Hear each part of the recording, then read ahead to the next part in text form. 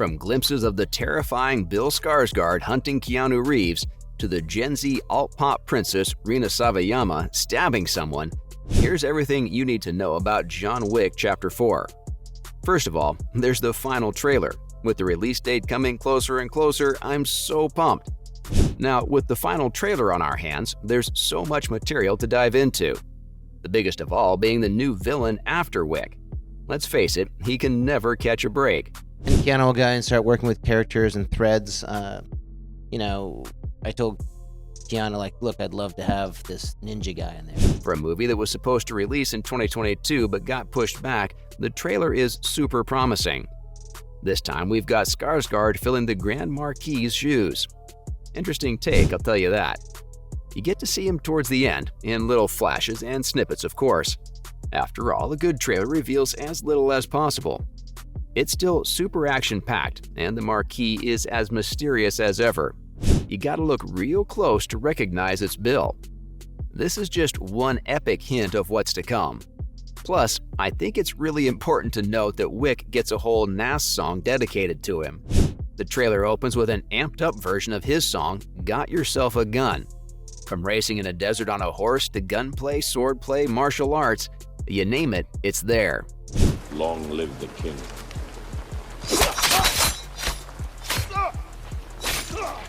Speaking of martial arts, we got our first glimpse of Hiroyuki Sanada as Shimazu. Yes, the guy from Mortal Kombat. It's still not clear if he's an old friend of John's or a dire enemy, but we'll see with time. The fact that they got a martial arts legend to be in this one is just so exciting. And that's not even the beginning though. Let me spill some star names set to appear on John Wick 4. Hang on to your seat while you can. Donnie Yen and Scott Adkins, for instance. Seriously, with these tried and true action stars, my expectations are through the roof. Yen is set to play Wick's frenemy, who happens to be a blind assassin named Kane. Just by the description, you know he's a badass. But in the trailer, he was on fire. Okay, not literally. He just showed up in some cool aviators and a suit. I just know it's going to be intense when these two connect. There's some history behind them. Why else would John go to him? Keanu's attitude and the talent, whether it's handling a gun, how it reloads, it's compelling to see him do it. And there's Scott Adkins from Ninja Shadow of a Tear.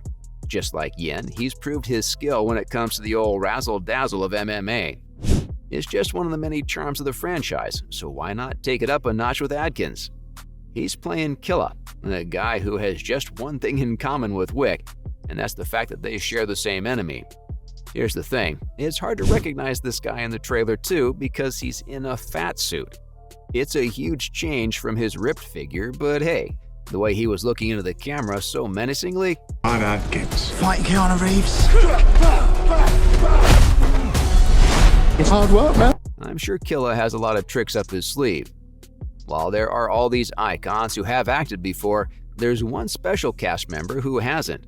Some might find the casting random, but you won't believe who's making her acting debut. Rina Sawayama. For her fans and fans of the franchise, it's like having your two worlds collide. The Japanese-American pop singer is set to play Akira, a sword fighter. Again, super mysterious. I guess that's just the job description for an assassin. There's a very short glimpse of her in the trailer where she's in this amazing all-black getup. Plus, she's literally stabbing someone with her swords. It kind of looks like she doesn't talk much, but I just know her bite is loud. We make it look easy, but it's not.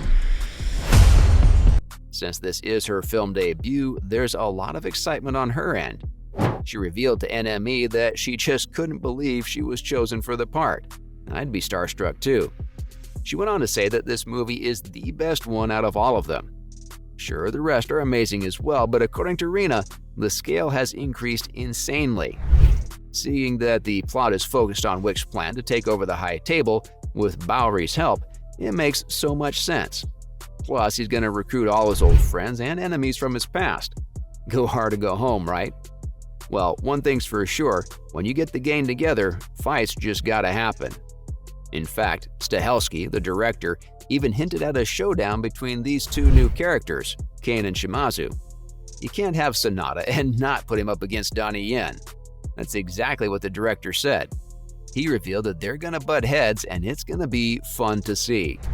Mostly because the two of them have a huge action movie background, they love to act, and put it all together and what do you have? Some killer chemistry. Lest we forget, chemistry is super important in fight scenes. Plus, putting Sanada's experienced Japanese style against Yen's Hong Kong style is gonna be a treat for our eyes. Stahelski sounded surer than ever, so I'm gonna take his word for it. While there are so many new and exciting actors and characters to look out for, the basics are just as good, and that's why we're gonna see a lot of familiar faces. Keanu, of course, is one of them. Aki's the main character, that was always a given. Super fans are gonna be stoked to know that this dude is confirmed to be in the film, Ian McShane. First things first, Winston's coming back, and that's gonna be spicy. You know, after he betrayed John with a bullet to the chest? McShane's reprisal definitely raised my eyebrow. Oh, he has to die. Sorry, Jonathan. Don't see any other way. According to the director, his return is meant to be confusing, and his intentions are up to us to figure out right now. I'm pretty sure John's gonna figure it out himself as the movie goes on. The question remains, did he mean to kill him? It's safe to say all these questions are gonna be answered in the upcoming movie. All we gotta do is wait. I know I'm also waiting for John Wick to get at least one happy moment. This isn't likely at all, though.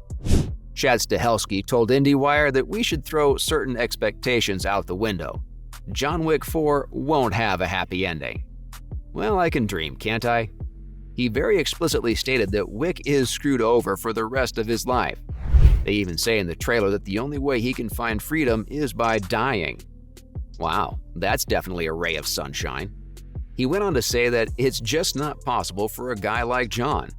For an assassin to kill hundreds of people and then ride off into the sunset? Doesn't sound likely. Plus, I don't think any of us would want that to happen. We're in the game because it's real, and it's only going to get more real. Fishburne talked to Collider about how this one really dives deep into the lore of the franchise.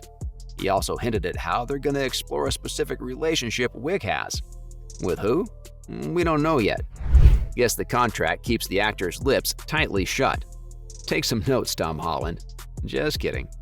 Anyway, with all of these themes, the biggest one is the Code of the Assassin. The heart of the movie, the bane of John's existence, the very thing he wants to be free from. Knowing this isn't the end, we could very well see Wick and Bowery losing, which could set up a redemption arc for the 5th movie. And there you have it. That was everything you need to know about John Wick Chapter 4.